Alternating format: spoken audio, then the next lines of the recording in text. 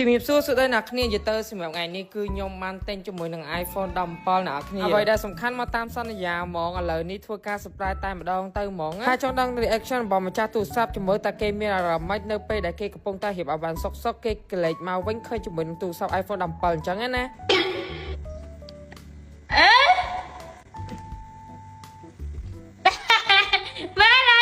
មើល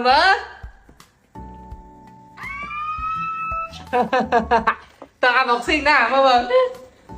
trời man ហើយទៅ anh một xinh á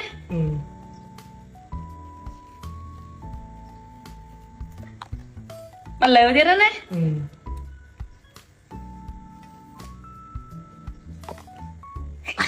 vì bói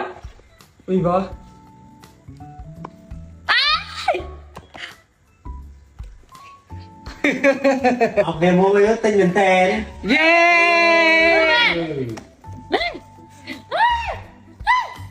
thank you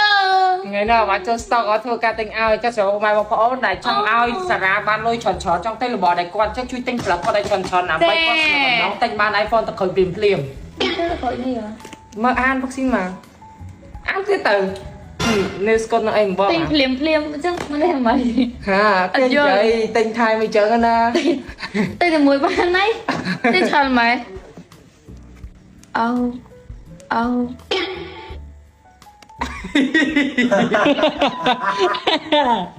mất ra ấu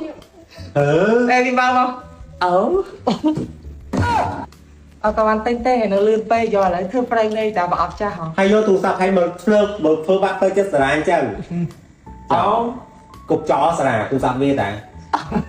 mấy bạn đi lâu gấu hay gì chưa thế này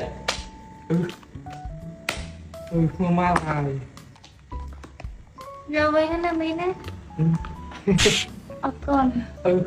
mua ma đây motor là đỏ cái này cầm monster motor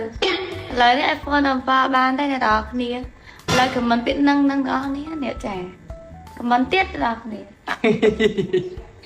សួស្តីអ្នកគ្នានិយាយទៅមិញនឹងធ្វើបាបសារ៉ាហើយប៉ុន្តែអ្វីដែលសំខាន់គឺចង់ណែនាំដល់អ្នកគ្នាជាមួយនឹងសាប៊ូ4មុខនេះដែលជាស្នាដៃរបស់កូនខ្មែរដែលមានសាប៊ូល្ពៅ